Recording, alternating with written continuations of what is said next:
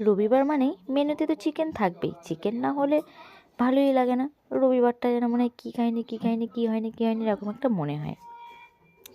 আর এই শীতকালের বেলা কাজ সারতে সারতে তো বেলা ভোর হয়ে যায়।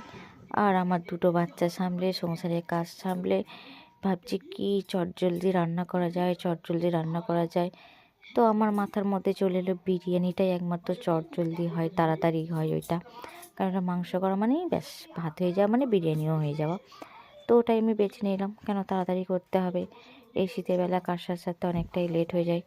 তো এদিকে দুটো বাচ্চাও আছে, ওদেরকেও খাওয়াতে হবে।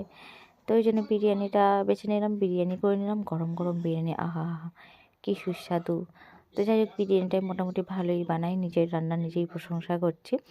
তো মোটামুটি কি বলবো, না বাড়ির লোক খেয়েই বলেছে ভালো বানাই।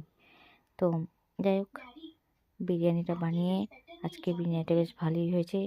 আর রবিবারটা ভালোই কাটলো এইভাবে, গরম গরম বিরিয়ানি দিয়ে দুপুরের মানে ভালোই ডান হাতের কাজটা সারলো। আর চিকেন হলে কি হয়, রাত্রির ব্যাপারটাও সেরে যায়, এক কাজে কাজ মিটে যায়, তাই না? তোমাদের কেমন কাটলো অবশ্যই বলো।